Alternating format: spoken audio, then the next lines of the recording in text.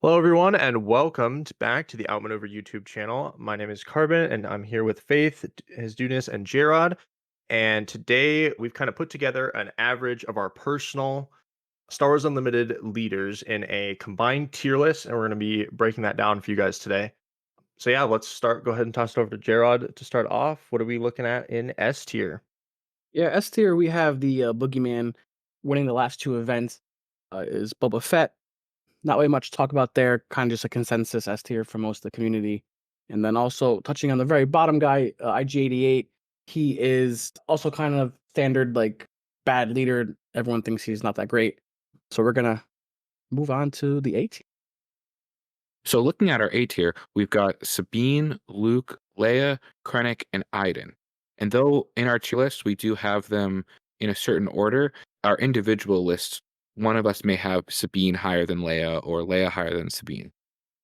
Yes, in my personal list, I have Leia a little bit higher than Sabine, but they're both roughly the same deck. They both have two of the best abilities in the game. They're both doing exactly what you want to be doing when you're playing aggro, and it's no surprise that they are the two best aggro leaders in the game. My personal favorite is, of course, Leia. I think that you can argue she has the best ability in the game because being able to present lethal is in fact good. Like, kinda crazy, but yeah. Both the decks are usually built the same. They're always leveraging Hero Red to do all the most of the lifting. The new card Rebel Assault, though, does give green, I think, a bit of an edge in the aggro race. I mean, there's not much to be said. They're just great aggro decks. Everything about them I love, and I might even build both of these decks IRL. On the Yeah. opposite end of that, on the scale of that, we've got the back of the list, back of the A tier, Krennic and Iden, who both also do a very similar thing, but more on the control style. There is some in this podcast. We do have people who are more Team Iden and more Team Krennic. I'm obviously Team Krennic. I've been playing him for a while, but they both try to do the same thing. Yeah, I think both Krennic and Iden are very strong and are some of the few control decks that can contest the aggressive power of Leia and Sabine and also just the raw power of Boba. And I've been playing more Iden and I know Faith has been playing more Krennic, and I think they're both very strong decks. I think Krennic has a better matchup into the more mid-range control decks with ramp, really big cards. You got like Darth Vader unit has been a very powerful card for that. While I think Iden paired with red is more the answer to the Sabine and Leia, that the super fast aggro. She's got a ton of extra removal in red with open fire, force choke, Imperial Interceptor, etc. All great cards to help deal with those early aggressive game plans.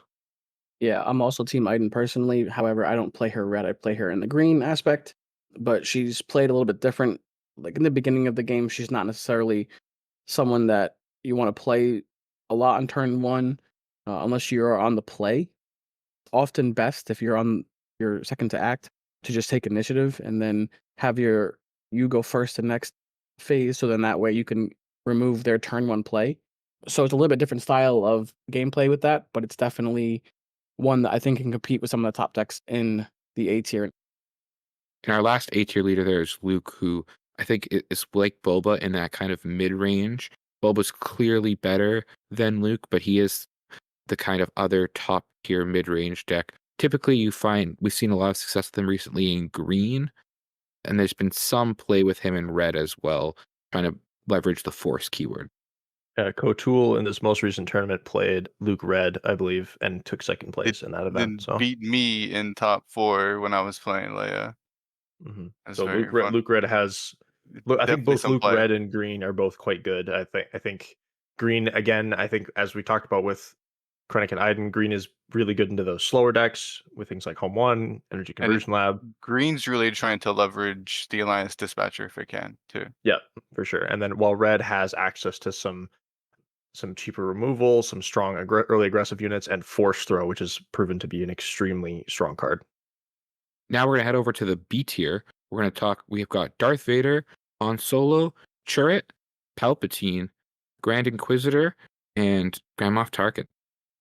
Yeah, I mean, I'll start us off here real quick. Go for it. The biggest guy, I think, the outlier in this is Palpatine. I think when we first initially made our lists, it was kind of like almost right after he was announced, and I personally had him lower than what I put him now. And I hadn't Um, seen much play in it from him personally, so yeah, so at the moment now, I think I would have him either top of B or back end of A, honestly, and he can be played either blue or red. I think those are his two best options right now. Red definitely gives you a better matchup into the aggro deck. A lot of the early removal and having Force Choke into Sabine is very important for that matchup. So it's he's someone that I think has a lot of legs and I think will be a deck that will really kind of come out of nowhere for some people because I think the community believes that he's very bad, and I just don't think that's the case. He's I very powerful and wins a lot of games against mid range and other. he beats other greedy decks, Mhm. but I haven't seen it enough to see if it consistently beats aggro enough. It'll never consistently beat aggro. It's just more of like he doesn't just lose to aggro, right? I think that's kind of important. We're like, especially when the mid range decks are the king or Boba Fett, right? So the aggro loses to Boba Fett, and then he beats Boba Fett, and then he doesn't just like auto lose to aggro, which is why I think he has more play than people think. Because the later you go on, if you can like either dodge aggro early, if too many folks are playing Boba Fett, he has a better opportunity to survive in the meta. Yeah, I think Palpatine's solid. I do think he does struggle against aggro, especially compared to the other like similar control decks like Krennic and Iden. He definitely struggles more than those decks into aggro, I think. But I definitely think he has a lot of potential and a lot of power, especially against other control and mid range decks. So I expect to see him become better He's over definitely time. interesting. Yeah. He's an interesting leader at the very least. I think an interesting thing when we look at this B tier is we've got four leaders that all have the force trait, and we actually have no one with the force trait below this tier. So when they talked about how important that trait is, I think we can see you use that and leveraging that in your leader to build your That's deck. kind of crazy. A Yeah, I game mean, about space wizards using space wizards is pretty good. yeah, it's definitely a very strong keyword, and as we get more or strong trait, sorry, and as we get more like force based events or abilities that trigger off of force things, it's only going to be stronger. It's especially powerful on leaders because it's a free action that doesn't cost resources to get them on the field, making them a great way to activate your force events and or lightsabers or whatever cards without needing to have another unit and paying resources for that unit on the board. I think Chirrut is probably the best force activator at the moment, just because I believe he's the only one that comes out at 5 resources. So he's able to deploy Mhm. earlier and turn on things like It Binds All Things and Force Throw as early as turn 4, which is quite strong. Yeah, I think Churt's pretty good at winning the mid range matchup. Where he struggles obviously is Boba Fett because his colors don't have a great way to deal with fire spray. However, other than Vanquish, obviously, but like so if he had a better way to deal with fire spray, I actually think he would be a better contender in the meta because he can absolutely beat Boba Fett on the ground. And it's not even like an argument there at all because you slap a Slaber on Chirrut and every one of Boba Fett's units just dies to him instantly. So, which to be fair, most units die to him with a Saber on them as well. But Yeah. And I then at think the Chirrut seems pretty cool, but I haven't played much of him personally. at the top of B tier, we have Darth Vader, who's proven to be very, very solid over the course of our playing the game. I think, at least in my opinion, he has one of, if not the scariest deploy side Y- with a terrifying 5/8 stat line, and he's also dealing 2 damage to any unit whenever he attacks. Very difficult to deal with this, and if he gets any sort of buff or lightsaber on him, he becomes extremely difficult for most decks to deal with, and he can just often win games on his own without much support. So yeah, he's definitely seems very strong, and I could see him being even better in the future. And Vader Ramp is definitely a scary deck if it goes off, for sure. Dudeness, in one of the more recent tournaments, you played the Han Solo deck. What do you think of Han as a leader? I think Han is interesting. The way I play Han, I'm still just trying to leverage Red Hero because I think Red Hero is a dope color. But I trying to do that, put a bunch of stuff in space, try to go face with it. I love being able to ramp a turn 1 Falcon and then just ramp and keep ramping. And each time you ramp, you just pay for the Falcon tax and try to refill your hand with Black 1. It's a thing. When it works, it works. When it doesn't, you usually fall a few points short of finishing your opponent off. But if you're if you catch your guy by surprise, you can overwhelm someone in space, and the Han can definitely do that for sure. Fun thing about Han is leveraging that on that turn 4 when you have 5 resources, using his effect to get 6, attack and getting to 7, because that 7 cost cutoff, which is just beyond ambush range, off ECL range, sorry, for ambush. Really, you do have some powerful cards. I'm thinking off the top of my head at least, Luke Skywalker, Han Solo, and Mace Windu. So 3 really powerful units at that 7 cost. Yes, but that play can sometimes be disrupted, and your Han doesn't get the attack off, and you're kind of It struggles a little bit against exhaust effects. I think is the yeah. main weakness of that. I think Han is very solid. I think has the most potential to get really strong as we see future sets. Honestly, out of the leaders, just his ability to his unique ability to play a card that costs 3 on the first turn means that they have to be very careful what 3 cost cards they print in the future, because as we've already seen, Falcon on the first turn is very, very strong, puts a lot of damage, a lot of pressure, works with his ability. So the more like cheap cards that we get that Han can get out a turn before they're supposed to be out, the scarier his deck Also, looks. Han's the one guy that actually wants card draw. Mhm. Like this dude legitimately wants some sort of card draw engine, and he is so good. Like you just consistently play +1 on everybody the whole game if you can had some sort of draw engine. But right now, the only one you can really get that I kind of toyed with, but I don't think it's good anymore, is R2 and 3PO. Right? That was kind of a draw engine, but it's not. Yeah, I you don't do think it's have worth the 6 in red. You lives. do have black one as the top Yeah, end, kind of discard your hand and draw 3 cards. But during that mid game, he could potentially benefit from some mid game card draw as well in the future. Moving to the end of the B Well, tier, we've got was that? yeah. So I was gonna say, Go ahead. hold on. I'm just gonna reset that because now I'm off track. Hold on. Yeah, honestly, I think it was by accident, but the B tier kind of turned out to be the interesting and different leader abilities, right? Because like, so Sabine just does a damage. It's what aggro wants to do. Leia just attacks what aggro wants to do, and like you have like healing for the 2 troll decks. But these are all like weird and different abilities in the B tier. Like Han's very different and weird. Chirrut's very different and weird. So is Palpatine and Grand Inquisitor. Like Grand Inquisitor, right? it just ended up being like the really weird ability tier, Like I guess. maybe not super amazing, but not awful, and like could become better as this It's goes on. it's the for With fun at this your game. weekly event deck area, I would say. Like bring Chirrut or Han to your weekly and have some fun.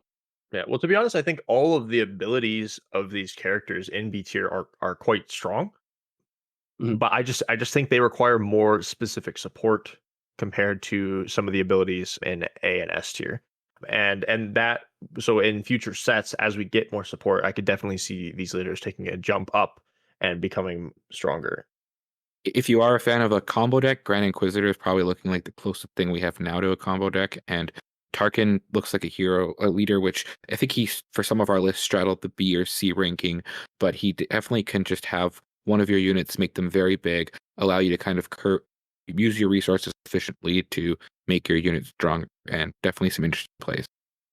Grand Inquisitor is an interesting interaction because he is really punished by the base with Tarkin Town. And if you have a Tarkin Town against a Grand Inquisitor, you just have an immediate leg up on what anything that he's trying to do. So Yeah, it's one of the few leaders where it's like this one particular base just hard counters everything they're trying to do, which yeah. is a little So interesting. let's check out the C tier now. Let's move over there. So we've got Cassian, Thrawn, Jin, Chewbacca, and Hera. So what are our thoughts on the C tier? Yeah, Carbon, what are your thoughts on the C tier over here? I mean, I talk a little bit Any about leader in particular that you might I talk a little bit about Chewbacca specifically. or S- more Chewy, yeah? yeah, for those of you that don't know, that I've been playing, Chewbacca has been my favorite leader and my most played leader by far these past 6 months. Played a ton of games with him. Unfortunately, he's just not able to compete at the same level as these SA and B tier decks.